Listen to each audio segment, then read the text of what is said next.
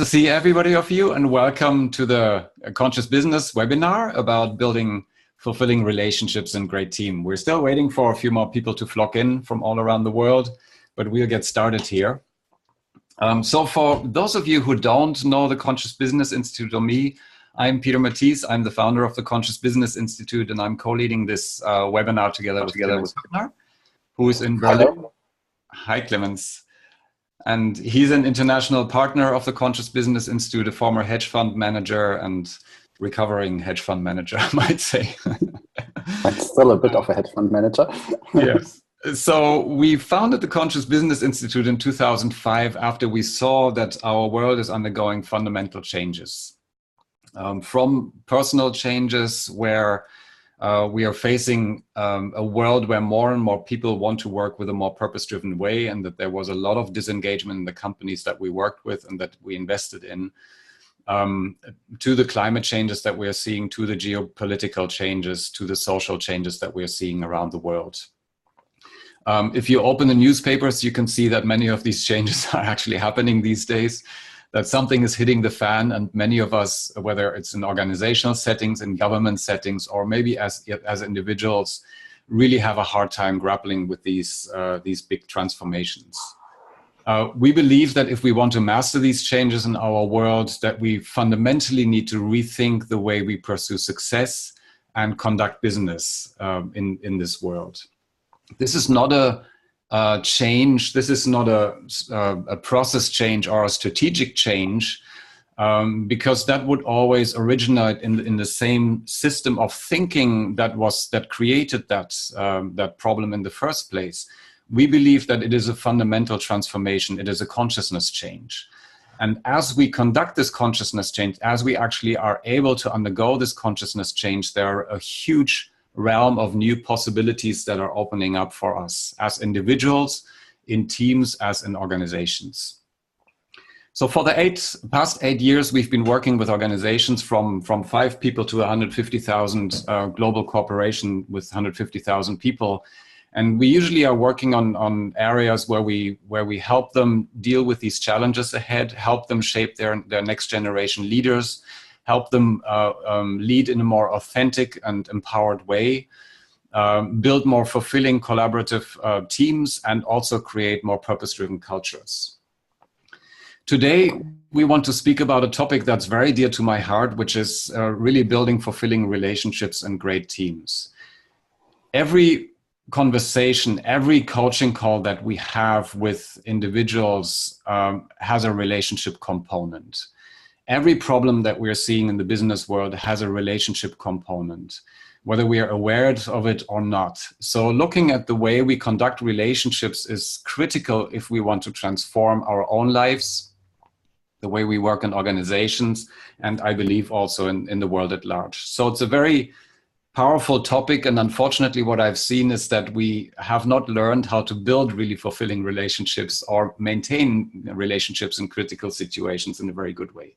So what we want to do today is we would like to give you a range of principles, the 8 principles that we have found critical if we want to transform the way we work and the way we relate to other people, and if we want to build great teams.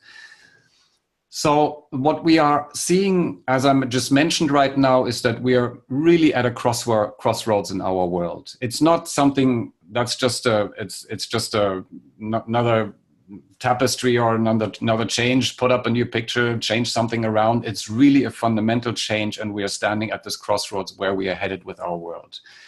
This is an organizational change. This is a change in the way we lead our teams, but it is also very much a personal change. If you look at the global CEO study that IBM puts out every year, they are interviewing, or every 2 years, I believe, they're interviewing around 800 people, global leaders from around the world, and are asking them, what is around the corner? What are the big changes that you see ahead? And the response is that change is going to be the new normal, that there's a huge level of disruption and uncertainty and ambiguity that's out there, which many of you have heard many times, I'm sure. And that's this change. If we look at this digital transformation, for example, is not something that we do. It's not, they say it's 20% digital and 80% transformational. So again, it is not a change that we can just put in place and do something different. It is really a mind shift change. It's really a way how we see the world and interact with the world. And that's $1 million question. How can we do that in organizational settings that are so complex, that are so set in their ways oftentimes? I just would like to give you an example of a conversation I had with a big airline manufacturer a few weeks back with about 140,000 people. They are expecting that 50,000 people are leaving the organization within the next few years. That's more than a third of their entire organization leaving the organization. Now that's due to age, due to retirement, but also because the newer generations do not want to work in a traditional environment anymore. They see that 80% of our working population will be Generation Y, Generation Z, or the millennials in about 10 years' time. And that's with this huge digital shift that about every third position will be left open, will not be able to be fulfilled because there's just not enough talent to fulfill these positions. So you can imagine the freak out moments that these organizations have because their entire industry is going upside down. And the question of how to engage talent, how to be an employer where people actually like to work, where they can bring their whole personality to work, where they can work well with each other across the globe, although they might not know each other for more than 6 months because there's so much transition going on. That's a huge question that they're asking. So as you can see here on the slide is that there's this huge amount of complexity and uncertainty that's being thrown into the mix and a very unclear view about what's coming around the corner in the world. And the bottom line is what I've written here is be first, be best, or be nowhere, which is shown in the Global CEO study. But the question is, how can we do that? How can we be the first, the best, or so we're not being left behind? And the bottom line behind that is that there's a high level of uncertainty and a high level of pressure, whether it's in global organization or whether we feel it as individuals in the workplace. And whenever there's uncertainty, there's fear. And when we engage with fear in relationships, we usually don't do a good job. We create a lot of conflict. We create a lot of trouble for ourselves, all the people around us. That's the change on an organizational level. The Global CEO study also shows that there are thriving organizations, the torchbearers, which will actually be able to deal with these challenges in a better way. And these are the 6 points that they've come up with. The first one is to focus on customers, not competitors, which is a relationship issue. The second one is to be obsessed with information and data, but not just data, but really make it mean something. So to build a relationship component in there and access the data from their customers. Again, a relationship topic. The third one is to pay more attention to adjacent market, what's going on around us. Not so much to do with relationships, maybe. The fourth one is to open up new business models, completely new ways of earning money and running the organization. And one of the big things behind that, IBM says, is a relationship and collaboration in a network ecosystem. So to understand where the world is and to be in close relation and collaboration with the people around us. The fifth one is decentralized decision-making, which is obviously only working if we have trust and if we build relationship within our teams. And the last one is to be truly collaborative teams with customers, with partners, with suppliers, and within our organization. So you can see the reason why I'm bringing these up is that 5 of these 6 thriving organization factors that IBM has identified is really about positive relationships and collaborative teams. So in a world that's changing, building relationship and collaboration is maybe more essential than it has ever been.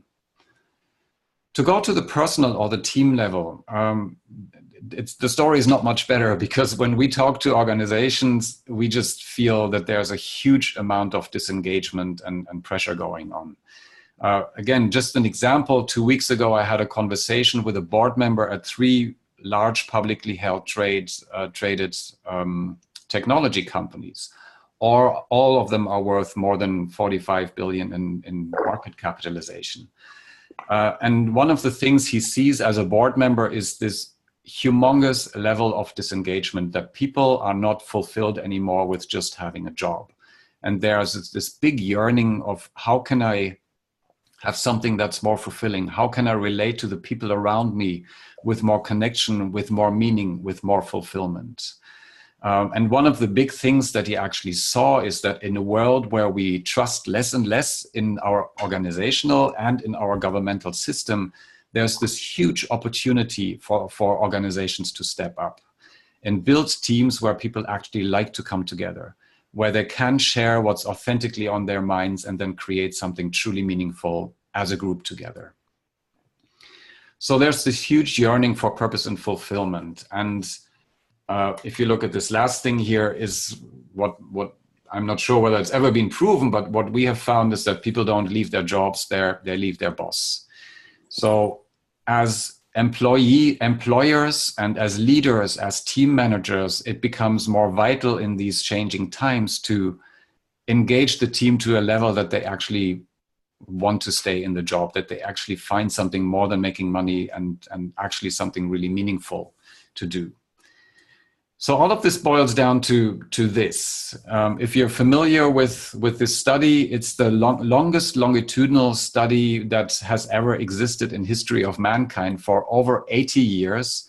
Harvard has studied people about what makes them happy, what makes them successful, but mostly about happiness and health. And the 3 lessons that they've learned from this huge study is that the most important contributor is well-functioning close relationships. That we can have money, we can become successful, but if our relationships are not functioning, we suffer. The quality of our relationships is key. That if we can have a very successful job, we can be high up in the food chain, but if we have a conflict-ridden life, it has a highly negative impact on our happiness and health. And probably most of you can relate to that from any conflict that we might have, how it can impact our life. And then the third point is that stable, supportive marriages and other important relationships are critical. So the takeaway from this is that really our happiness, our success, and by success I don't mean financial success, but whole success in life, is directly related to the quality of our relationships. Take that in for a moment. Consider any conflict that you have in your own life and the impact that it has on your happiness or the overall success that you perceive your life to have. Business is not about business, it is about people. So if we want to build more fulfilling organizations, if we want to build more healthy lifestyles for ourselves, we need to look at this relationship component. Take a look around you in the businesses that you work in. At what stage are they? If you walk through the corridors, where are the relationships? Are they politicizing? Are they backstabbing? Are they really close? Are they fulfilling? What are the issues in those relationships? And the question obviously is, how can we change that to become more life-giving, to become more fulfilling? These are the questions that we've asked ourselves for the past 10 years. And so we've engaged in a lot of research. And actually for the past 8 years, we've pulled together these principles, these 8 principles that we believe are fundamental if we want to build more engaging relationships in our own lives, in our teams, and in our businesses at large. So these are the 8 principles. What we've found is that there are 4 personal principles, which are obviously applicable in all areas of our life, made in our marriage, to our parents, to our siblings, but also equally so in the business world, because it's nothing else but relationships, really. And then there are 4 team principles, which are applicable more to how do we make teams and organizations work more successfully, more empowered, more engaged, more effective. We don't want to just walk through these 8 principles with you because that might get a little boring. So what we want to do is we'll take a few case studies and actually apply those principles to the case studies so they become a little bit more juicy and alive. What I would like you to do, if you're willing so, is just consider some of your own relationships as we move through this and consider how these principles would maybe help those relationships or not, so that the participation becomes a little bit more active and more real for you. So at this point, I would like to hand it over to Clemens to start with the first case study so we can get started in these principles. Clemens, do you want to take it? Thanks. Yes, sure. Just before I start into the case study, if you have a question or a comment, please really feel free to put it in the chat box so that we can interact. And I think later on we have a question round towards the end of the webinar, right, Peter? Mm-hmm. Yes. Yeah. Okay. So the first case study is basically based on a team that I worked with recently. And the big question there was, it was a bit like the image on the left-hand side, only that the leader of the team, he was pulling the people and he was working a lot. And we were thinking, how can we get the whole team to bring in the full power and the full energy of the team? And the workshop that we worked on, where I came in, was designed to look at what did this team have to do in this year. So they had, of course, certain tasks that they had to fulfill. That is their work within the organizations. They have some goals that they are supposed to reach. They have to work with other teams together in the organization and outside the organization. And he wanted the team to agree on responsibilities, who is taking charge of what of these tasks. And that was his major objective. And when we discussed that, I said, why don't we try another approach? Why don't we go in and use it to build the team and to look at the culture of the team? And that is what we agreed on. And we started the whole workshop in the traditional way, actually. He brought out the whole section of what needs to be done. What do my bosses want us, our team, to get done? And so he explained all the different projects, all the different tasks, and had small cards and put the names on it, and put it on for everybody to see. And then he wrote in names for everybody in the team, or for some of the people in the team, to take responsibility of these single tasks. And in the beginning, I was there and I was observing, because that's what we agreed on while he was doing that. And I looked around, and of course people said, yes, I will do it. And maybe somebody said, maybe that should be done by some other person. But the main observation on my side was, there's not a lot of energy behind it. And at some points people said yes, but from how I saw it, they were not really into it. And they thought somebody else would be better at that, or they thought, maybe we shouldn't take this task, things like that, but they didn't speak up. And what we did, and that was the agreement in the beginning that we had done, is to start like that. And what we did then is we made a full reframe of this team. And we said, what is this work about? If you work together, or if you work in general, if you do something, you do it not because you want to reach a goal, but eventually you want to reach some kind of feeling, and you want to fulfill your own needs. And it's always about this, how do I feel, and what feelings do I want to generate? So what we started with, after the start, what we did next in that workshop is that we said, everybody in the team should talk to each other and should say, how does the ideal workplace look like? And if I reach a goal, if I get a promotion, or if I buy a house or buy a car, what kind of need does this fulfill inside myself? What kind of feeling does it generate? So if I get a promotion on the job, is it safety that I have? Because now my job is more safe. Or can I influence some other people? And that fulfills me, because suddenly I have this possibility to influence, and I get that feeling fulfilled. Or I can contribute to a bigger cause. Is that the feeling that gets fulfilled? And that is what we asked from all the team members to look at. And eventually, throughout this whole workshop, the team leader, he came to the conclusion that he suddenly saw his team becoming very, very engaged. And they went full into this discussion. And in the very end of the workshop, the last 20, 30 minutes, we went through all the topics, and it was a very intense workshop. Most of them were already tired, but there was so much energy that within a very short time, they could clearly take responsibility and decide who is taking responsibility for which of these tasks. And we finished that all, even though at some point in time they hadn't thought that they could finish it. And so after clarified, why do they do these jobs? What kind of feelings do they want to have fulfilled and what kind of needs they have? They could very quickly decide and said, oh, now I see why I do this. And now I'm ready to take responsibility. So basically, it is really about these two principles that we used there in this workshop. One is the learning principle that Peter brought up here already. It's about really being open. I want to understand, instead of saying as the boss or as the team leader, I know what is right for you and I know this is how it's going to be done. But it is listening in. What do people really want? Why do they do what they do? Why are they for this? And asking them about that.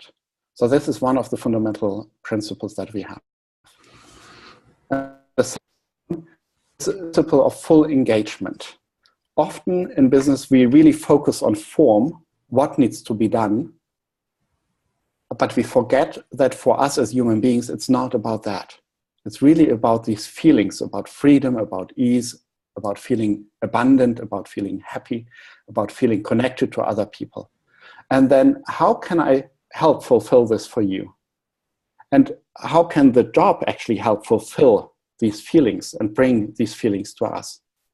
And so that people understand why they do it, but that if we are leading the people, we also understand how we can support the people to feel these fundamental feelings that we call essence at the Conscious Business Institute. Cool. Thank you, Clemens. So I hope this made sense. To relate it back to your own life, I just want you to check in with yourself, maybe find a conflict situation and ask yourself if that person would come up and truly moved into the learning mode and not said, this is what I want you to do and I'm right, etc., etc. This is how we should do it and start arguing, but truly move into the learning mode and said, what moves you? What can I contribute to your life? Why do you really want what you want? How would you respond to that request? How would you respond to somebody being truly in the learning mode? And the second principle here to the left, again, one of the big takeaways of today that I would like you to take out is that life is a feeling experience. It's not a doing experience. So when we talk about engagement, what we see in the world is that over the past 10 years, with everything that has been done around engagement and engaging people, the needle has barely moved. The needle has not moved at all, actually, maybe 1 or 2% up and then it went down again, despite all the engagement efforts in organizations. The reason why that is, I believe, is that we are not going to the source. If you look at your own life, you are driven by certain feelings that you want to experience and certain needs that you have that we call essence. It might be freedom or contribution or abundance or accomplishment.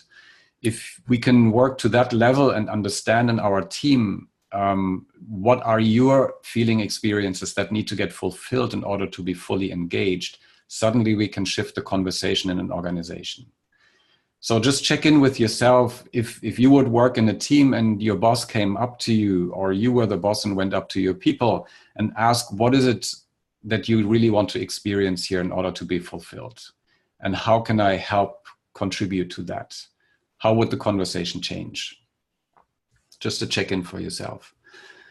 Let's move to the second principle, to the second case study here.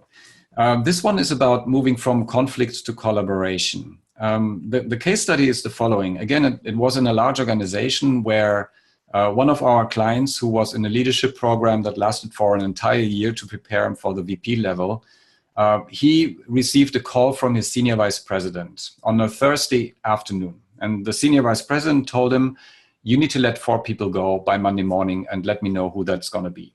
Click. The day before, he actually had a conversation with the senior vice president. He said, you're okay. You know, nobody's going to leave. And the day later, he said, you need to let go of 4 people. We need to save 20% cost. Tell me who's going to go by Monday. The client that we worked with, this vice president, obviously said, we are so overworked already. My people are stressed out. The quality is going down the tubes. I can't let go 4 people. That's really impossible for me. He was so frustrated that he told me on the phone when we spoke that after 18 years of being with the organization, he was ready to leave. He said, if it was my own company, I would mortgage my house again in order to save those 4 people. That's how important they are for me. Meanwhile, he was trying to reach out to his boss and have the conversation and say it's not really possible, but no response for his boss. No communication, no conversation, absolute conflict. You can see that it was pretty much on the left side here where there was a lot of resistance and as a consequence, disengagement from the team, from the entire organization. So when we talked to him, that was on a Saturday morning after he said, can we please have a conversation? I listened to him, and basically what I asked him is, sounds all nice and dandy, but have you ever heard your boss and what he needs? Again, it all comes down to feelings and needs. And he said, no, I didn't, because I was so furious. I was so pushed to the wall that I never asked him. So I asked him, what does your boss need? And he said, well, he needs to save 20% of cost. It's a board mandate and he needs to push it through no matter what. So for the remaining conversation in our call, what we came up with is basically one sentence that he could deliver to his boss, which would change the entire situation. And the sentence sounded something like this. When I hear that I have to let go of 4 people by Monday morning, I'm really concerned about the sustainability of our people and the quality of our work. I need to understand how we can save the 20% of cost that we need to save and make this work so our people don't burn out. I have an idea. Can we please have a conversation? So you can see that there's this, I need to understand how we can make it work for you. There's a listening aspect in there that was in there not before. Secondly, there's no accusation or defensiveness, no resistance. He says, I need to understand how we can make this work. I have an idea. Can we have a conversation? The consequence is that the boss called half an hour later. They found a solution and not one of the 4 people needed to be let go. So again, I bring it back to what we said earlier, that if we change the situation, if we just approach it in a little different way, we oftentimes don't come to the solution. The consciousness change needed to happen in that person, to be open to listen, to be open to see what the boss really needs, and then the entire situation changed fundamentally and opened up completely new possibilities. So in this situation, what was necessary were 2 principles, actually 3 principles. The first one is what we call the actor-reactor principle. You can see that the vice president that we worked with was in a reactor mode before. He was blaming his boss. He was reacting to the circumstances, and he tried to juggle the balls in order to make it work. He was a manager, not a leader. When we spoke with him, the first thing is said, how can you jump into the actor role? How can you become an active participant, not a victim, towards what's going on inside the room? How can you take responsibility so that you can respond? And although he was not responsible for the situation, he needed to get into the court and realize that he's part of the situation in order to make a difference. So that allowed him to shift his mindset and ask, what can I do in this present moment? Instead of just pointing fingers and becoming defensive. The second thing is the authentic communication principle. Again, it's a different way to listen to people, and it's a different way to communicate to people. Realizing that it is always about feelings and needs, and that other people always want to be heard. That's it. If we are not being heard, we resist. We defend ourselves. We want to be right. So the main thing in this different way of communicating is to listen to people in a different way and hear what's alive for them. In this case, for the boss, it was that he needed to save 20% of cost. And as he heard that and as he reflected that, the boss was able to relax and listen and actually was actually open to different suggestions. So communication principle. The last principle for this case is navigating conflicts. This is one that's very dear for me because I usually avoided conflicts. And after realizing that the quality of a relationship really depends on the space in which conflicts can be addressed. Let me repeat that because I think it's very important. The quality of a relationship depends on the space in which conflicts can be addressed. So if there's a space between the people in which we can bring conflicts to the table in a way that we're not getting nuked, that we're not getting judged, where they can actually be handled, there's a good relationship there that has a lot of proof. If we get judged, then there's usually resistance and separation at that point. So to understand in this principle that conflict is really an opportunity to build trust is a fundamental thing. If you look at that example again, where the vice president had to talk to the senior vice president, with the resistance, with this is not possible, we can't do that, there was a break in the relationship. There was a trust break in the relationship. There was a break in the quality of the relationship. As he was able to use this conflict and actually have a different way of communication, you can see that the relationship actually deepened. That the boss was able to see he's able to handle this situation, and actually he built trust as a consequence of this conflict. So conflict is really the opportunity to build trust and to build a relationship. That's fundamental, because oftentimes in organization, conflict and dissent is being avoided at all cost. So as we use this principle, we teach people on how to enter into conflicts in a meaningful way. So let's do a quick check-in. This is where we are. We've touched the learning principle, the actor principle, authentic communication, navigating conflict, and one on the team principle side, the principle of engagement. Clemens, do you want to do this quick reflection so we can relate to these conflicts, to these principles in a more personal way? Certainly. And the invitation is that you take some space for yourself and some time, and that you take a conflict that you experience, and not a big one. And me, take a small conflict. And I'm saying that so clearly because I have experienced people taking the big conflicts right away because they thought, then I can conquer those. But for starters, it's really helpful to take a smaller conflict. Maybe it was at the cashiers in the supermarket. Maybe it was a small one with your kid or with your parents, something not too emotional. And my invitation is that you enter that space in a short moment and take a look from outside. So for that, I would like to ask you to sit in a comfortable way, but with the spine upright.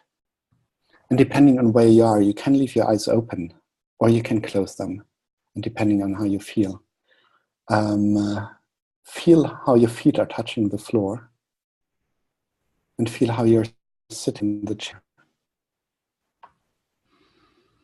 And then bring your focus, your attention for a moment to your breath and how you're carried in the chair actually. This is the place where you're starting, and this is where you're still anchored. And from there, take a step towards that situation of conflict. Remember it. But remember it at this moment if you can. Remember it from looking at it from outside, seeing yourself in that conflict and seeing the other person. And if you look at yourself, what are you doing at that moment? And more than what you're doing, what do you need at that moment? What is your personal need in that conflict? The need that you're not expressing, fighting with the other person.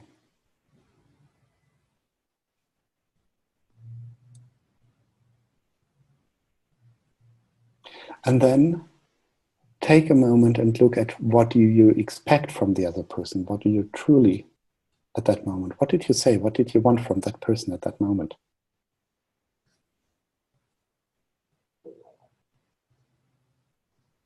And now look at the other person. And you're not the other person, you're just looking at that person. But take a moment. If you ask that person, as a neutral person, as an outsider, what the other person needed at that moment, what would that person answer? Why did the person not give you what you wanted? What did the other person want from you? What did it truly need, he or she, at that moment?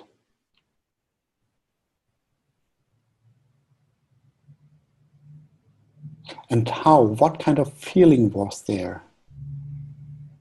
And did the other person express that feeling? Did the other person say, I'm angry, I'm frustrated, I'm disappointed? Or did they just hold the feeling in, scream at you, whatever happened? And how about yourself? And then before we come back to this moment in the webinar, maybe you can imagine for a moment, how would that situation have changed if both of you, if you just had expressed your feelings and your needs without expecting the other person to fulfill it, just saying, this is how I feel right now. This is what I need right now. So that the other person is aware of it.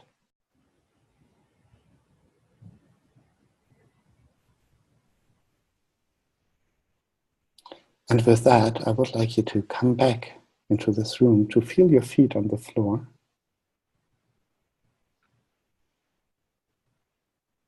And to feel inside you, how do you feel right now?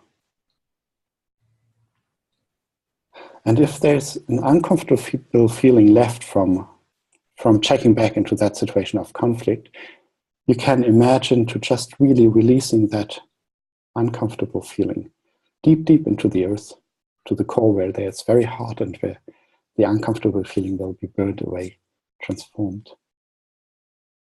Or you can imagine to breathe in some comfortable feeling and exhale something uncomfortable. Maybe that helps you with your breath. And from there, come back to the webinar. And maybe Peter's or my face help you to come back to reality. And smile. Whatever reality is, right? Whatever that is. So thanks for coming on this little journey with us here. If there are any questions, whether this is applicable, how it works in the business world, any thoughts that come up after this reflection for you, just put them in the chat box. We'll pick them up in a little bit in the question section. Okay, or maybe also how this works in a business setting in a little more businessy way. Let's continue for this next case study. And the next principle here. This is really to look at how we can change from separation and politics, from silo thinking, which I see a lot happening in organizations, and as a consequence, micromanagement, to be in control of stuff, to what organizations are looking for all around the world, which is diversity, inclusion, really to create connection between people in the sense of ownership and accountability. This is a huge topic that we see in organizations. The example that I would like to use is a company that we're engaging with in Australia at the moment. It's a smaller organization. It's about 20 to 25 million in revenues. They've been around for quite a while, and they're an engineering-based company. So the people are very left-minded, left brain kind of personalities.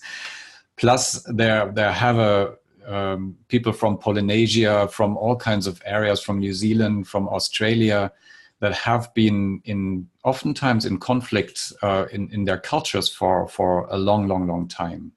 So there's this underlying, not quite animosity, but conflict that's been there. And if you know the Polynesians, they're very strong personalities. They do these amazing dances. I'm not sure whether you've seen that, but oof, I don't want to meet them in a dark alley at night. So what happens is that many of these people don't really work well together. So there's absolute silo thinking there. And the second thing that's happening in the organization is that there's a following the leader. So whenever there's something that needs to get done, they're asking, please tell us what we need to do. There's no innovation, there's no ownership, and the CEO of the organization says, I wish I can install this into my people, that they take action and don't always ask me what I recommend them to do. So there are two principles that are, or actually I'll use three principles as well here to make this work a little better. What we are doing with them is, first of all, to introduce them to the actor principle as an underlying basis to move from responder to actor, from reactor to actor, or from victim to player mentality. And then on top of that, we're using what we call the principle of accountability and responsibility. And there are two prongs to this principle. One is a tool set, which is on the right-hand side here. We can do it. The process is a four-step process that anybody can put up on the wall and say, okay, if we follow this process, accountability and responsibility is present. But before we do that, what we do is really work on a level of mindset and culture, and lay out to the team that if accountability and responsibility is not present, there cannot be trust. Let's say I'm working with you, I'm your boss, and I don't see accountability in you or responsibility. So my reaction to that would be, I need to micromanage you. If we decide that we do a presentation until Monday night and you say, yeah, I'm going to do it, and I don't know whether you're ready or whether you have already started, haven't even started by Monday, I'm going to micromanage you. I'm going to call you up and see what's going on, which is a break in trust and a break in efficiency and a break in relationship, because you might think, oh my God, get off my back, I'm on it. So if we create a culture, a mindset of accountability, and we understand what's necessary in terms of mindset and why it is important to create accountability and responsibility. I have this little image up here, $1,000 fine for littering, which we see all across the United States, because oftentimes the mindset of not littering, of keeping the environment clean, is not present. So what needs to happen if the mindset is not there? We need to police it. We need to put sign-ups, which is always a huge effort. Does it work? Maybe yes, but it always takes a lot of amount of policing and also money. In Europe, the mindset is a little different. People take care more of the environment, and so these signs are not so much necessary because the mindset is present. Once that's present, we can install the process, which is a four-step process, which I cannot go into much detail here. But the two main components that I find necessary is the first one, to actually really make a clear statement of, this is a presentation we need by Monday night, can you do it? Yeah, not just can you do the presentation. And the fourth step, which I believe is very important, is what we call a sincere apology. That I know from the other person that they are committed to calling me as soon as something pops up. If they cannot fulfill the commitment because their mom went to the hospital, something happened, that I get a call right away. I cannot hold my commitment to deliver the presentation by Monday night. Simply these two steps. Just imagine if in a team that would happen, how much people could relax and stop micromanaging. Yeah. So principle of accountability is fundamental if we want to build an ownership culture. And Peter, let me just add on that, because we discussed that in this other team as well. Mm-hmm. There often comes the argument, but we can't do it in a big organization. Nobody would permit me to say I can't do this, or I won't manage, or I need more people or something. So often people only have the choice to say yes in the organization, but then the truth about can we manage or can we do it and can we not do it is hidden. And the organization is operating under assumptions that are not displaying the truth in that assumption. If we ask for people to take a commitment that the people cannot take. So that this is actually part of this principle of accountability as well. Yeah. Yeah, plus if you imagine this working in a team, we can establish a lingo, we can establish a process that we can all agree to and support each other in that. There might be people outside the team which don't adhere to this, but we can still practice it in our team and improve it that way. And we can teach it outside the team, which I'm doing with my partners outside the team as well. It takes a bit more time, but it works. Yeah. The second thing is the principle of inclusion, which again relates to the actor principle, that I'm not the victim, but I'm the actor in my life.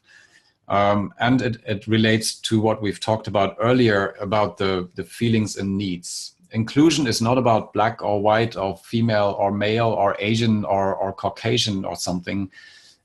we are so diverse in each other. Two white males can be so different from each other that it's unbelievable. However, if we move to the level of essences, which we called earlier, the feeling states and the needs that we have as individuals, and to realize that everything that we want is to be heard as an individual. If we can do that in an organization, then suddenly we can see people for who they are, and we can have, together with a learning principle here, to understand what the need of another person might be, we can engage in a different level of conversation. So again, what we usually do, and we have a big inclusion project at BMW, for example, we turned it from diversity and inclusion into a cultural topic, and help the teams understand how can you build a culture where people are seen for who they truly are. Yeah, rather than to think this is a white person, this is a black person, I need to be careful how to converse with them, maybe. Yeah, and the last principle that's open now is the principle of collaboration. So we've developed 5 steps to move from competition to collaboration, which we will outline in a course that I can't go into much detail here, but I'll touch on them really briefly. As individuals, we all want to collaborate. We do not want to compete. We want to collaborate. Good competition might be there where we can strive for something better, but we don't want to be in conflict. What's necessary for collaboration is the most important thing is to create a safe space. A space where people can be vulnerable, a space where people can express themselves. And if you look at many of the traditional organizations, you can see that that's not present. So collaboration is not possible if we do not have a safe space where we can be ourselves. Why? Because if there's no safe space, we operate from our cortisol is getting released, because it's a fear-based environment. And when there's cortisol being released, oxytocin is being held back. And oxytocin is the hormone that wants us to support each other, that wants us to collaborate with each other. So there's actually a neuro reaction going on that prevents us from collaborating if we don't have a safe space to be with each other. There are more about these 5 steps, which we cannot go into much detail at this time here. But I would like you to consider these 8 principles that we've just walked you through using these examples. And are wondering, are there any questions that are coming up from your side? Clemens, are there any in the chat box or? Yeah, there's one which was brought up. Maybe you have or will address expectations versus happiness. But I'm curious what your experiences are with coaching teams on understanding that it's easier to change your own expectations versus expecting others to change. Any thoughts or insights with this topic? Whoever asked that, could you clarify that question? Bob, I'll unmute you if that is okay for you, unless you can do it yourself. I'll just do it right now. Could you clarify? Who is it? Bob? Yeah. Are you there, Bob?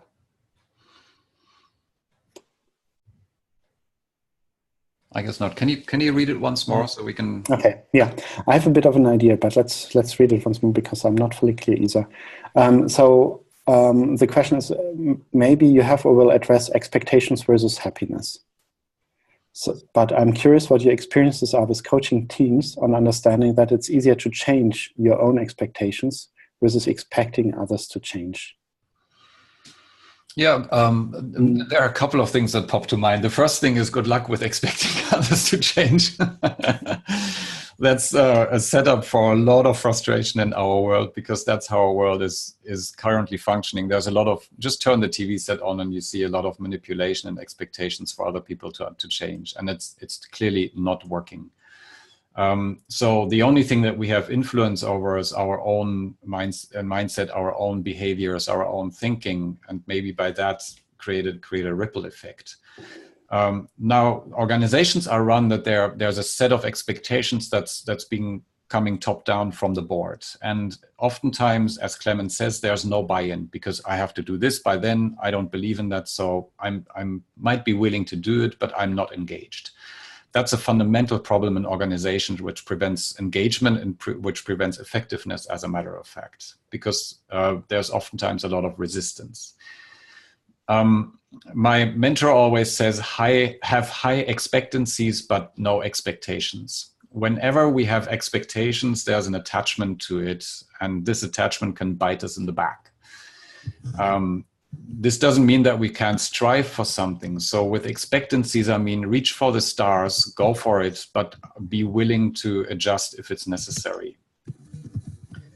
Another thing that comes up is what Clemens mentioned in the first case study, is that my experience is that if we give people the space where they can look into, I can be myself in this organization, I can create an environment that I really would like to work, I can have a purpose in this organization. So if we are able to create a culture that's purpose-driven, that's inspiring, where people can express themselves, be authentic, then people are willing to reach for the stars. Whenever we do workshops to create this kind of a culture, the mandates from the top are peanuts, literally peanuts oftentimes, because people are willing to step up to so much, creating so much more than the board expects, out of their own willingness, out of their own drive, out of their own juice to create something together. So suddenly these expectations turn from something that's imposed to them to something that they want to create as their own purpose, as their own goals, as their own results. Yeah. Anything to add, Clemens? Yeah, I'm thinking about the other part that often is important. If you have a team, you're leading a team, and it doesn't matter whether you actually are the official team leader and you have the power to fire people, or whether you work with people on different organizations and in a very agile environment, for instance, and you don't have the power to just fire them. From my experience, it's important to be clear about what is important to yourself and how you want things done, but then to always go to the other person and say, this is why I think it's important. Wouldn't you agree? And not just force it on the other people. Like we did in that workshop is, of course, the team leader presented his own values and how he wanted that lived. But first he asked his team what kind of values and essences they had and how they wanted to have the ideal workplace. And they discovered very quickly that actually they were not so far from each other, they were very close.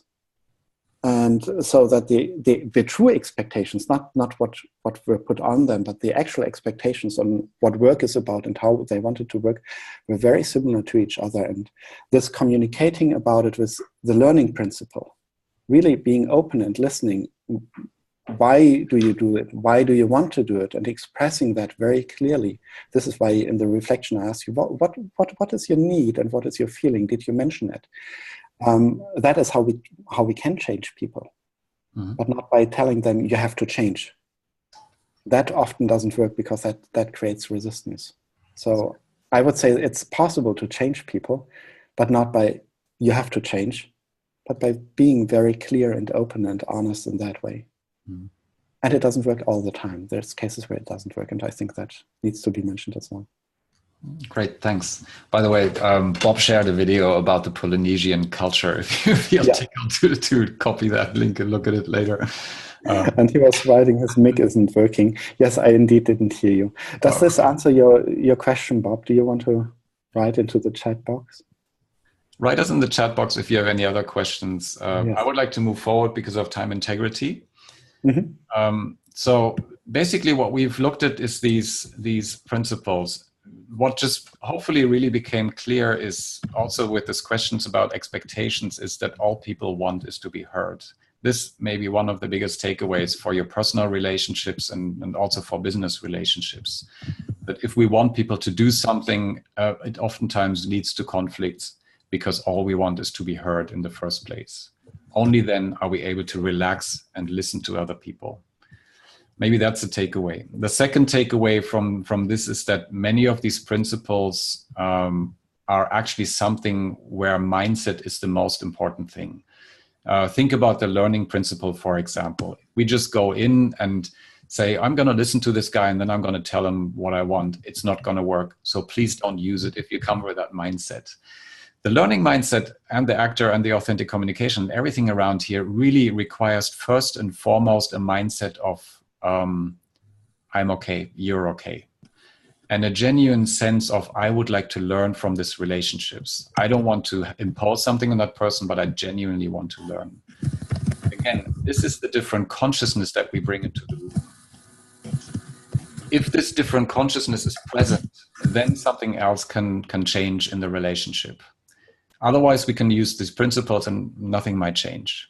So takeaway mindset is 80% of a relationship. So basically what we want to share with you is that we've created this Conscious Business Ambassador program, and we are offering these principles to be applied in an organization in a very practical way and in personal relationships in a program that we'll start on the 20th of February. This is a program that we've usually taught in organization and which is really changing people's ways of how they relate with each other. It has changed my life because it has allowed me to create relationships that are so fulfilling, from something where I used to have a lot of conflict in my first marriage, for example. And to going through these principles, I was able to transform that relationship fundamentally and make it actually something that is very life-giving and very, very supportive. So what I would like to share with you, what we are doing is we are facilitating module 2 is this top right quadrant in this circle here, which is really about building relationships. This module helps really create the genuine connections in the relationships that we want. Help fix the ones that are broken and really create teams where people want to work together. Secondly, what we offer in this program is to come together with like-minded people from all around the world to share in our thoughts, share in our issues that we have in organizations or maybe in relationships, and be able to find different approaches to work with them. And lastly, to become a Conscious Business Ambassador and work with these principles and use them and work together with us, for example, in larger organizations. The way we are structuring this module, this course is over a period of 10 weeks, because we believe it takes a little bit of time to change. And we are including 4 elements in this. The first one is an online course, which is every 2 weeks you get a new chapter of an online course, a new part of an online course, which is short, bite-sized, 3 to 10 minute videos with new impulses, new ideas. And then on top of that, exercises and reflections to apply the content to your day-to-day life. The third element is then that we come together in discussion groups from people around the world to massage these topics and make them really applicable in our work life and share them with other people so we can take it to a deeper level. This is very rich and rewarding because it brings the relationship components very strongly into this course. And after each of the discussion groups and at the beginning of the end of the course, every 2 weeks, there's a webinar where we come together basically online like here, answer questions, take the material to a deeper level, imply it, how it affects your work life, how it affects your personal life. So this course is a very rich course. I was, at first, I have to say, hesitant about online learning, but what we found with organization that it actually, in this combination, works better than in-person workshops. Because we do need the time to digest these topics because we're working on a consciousness level. So if you're interested in applying these programs for your own life, for your personal relationships, build better teams, if you're interested in becoming, moving from manager to leader or lead in a more authentic and better way, if you're really interested in taking a leadership role and being perceived as a leader, these principles are, I believe, fundamental. Because as I mentioned, the quality of our life is really dependent on the quality of our relationships, the success in our life. So we are offering this course, it starts next week. We are having this course usually available for organizations at a price of $1,250 per person, $1,250. We are offering this course for the public until the day after tomorrow, actually for $499. So that's a 62% reduction or something. and we'll increase the price on Wednesday night to $695. So if you're interested in participating, we would love to have you check it out. Go to ambassadors.consciousbusinessinstitute.com to get more information, and we look forward to hearing from you there. Here are a couple of testimonials if you feel tickled to read them. With this, I would like to open it up once more, whether there are any questions or any thoughts or any relationship issues that might not have gelled with these approaches. Please bring them up. We're happy to be here for another few minutes. And otherwise, I really would like to thank you for coming today or tonight, wherever you are. And I really hope that these approaches help you build better relationships at work and at home. Any more questions, any more thoughts about the program or about these principles? Please just unmute and call out if you want to. Bob put in another comment. And Bob, I think I heard you breathing in between, so the microphone was working. So I'll unmute you again if you want to share that. I think it was very important what you wrote. Can you hear me now? Yes. Now we can. Sorry about that. No problem. Clemens, which topic did you want me to share, on the expectations or just the global experience? At the expectations, actually, at the moment. I think both is very worth it. But for time reasons, the expectations, I thought. I think that, managing and coaching teams in the past, it's easy to tell them what your expectations are, but it's equally important, to make sure that they understand that those are company expectations. Back to your point about the boss calling the manager and telling him he needed to fire 4 people. It's like, wait a minute, what are the expectations? What are the needs? Mm-hmm. And I think sometimes you can interchange the two, expectations and needs. All I was trying to make the point that a lot of our own happiness has to do with changing our own expectations. Yeah. I'm with you on that, Bob. Yeah. and what you wrote is, if we prefer to avoid conflict, we really suffer by it, not sharing our expectations and not talking about it. But if we are willing to learn about the other person, then exchanging the expectations, we can learn so much about each other. I'm sorry to interrupt you, but your pause for reflection was very effective in putting yourself in that, I'm in the corner of the room looking down on the conflict that I was involved in, or the disagreement that I was involved in, and then like, oh, wait a minute, I understand my needs that weren't being met and his or her needs that weren't being met, and then maybe, stay calm and hey, listen, what do you need that I'm not giving you, mm-hmm. that I'm not acknowledging? So very important. But thank you for that. That was very interesting. Yeah, thanks so much. Yeah. Just another minute if any other question comes up from anybody before we conclude here. Just unmute yourself. Okay, then let's conclude. Thank you again so much for your time. We will send you a follow-up mail with a little bit more information about the program and about these approaches. Thanks again. We hope this helps you manage your relationships in a better way and get more fulfilling relationships wherever you are, touch people on a deeper level. We look forward to seeing you soon. Have a wonderful day or have a wonderful evening wherever you are. Take good care. Thanks a lot. Bye-bye. Bye-bye.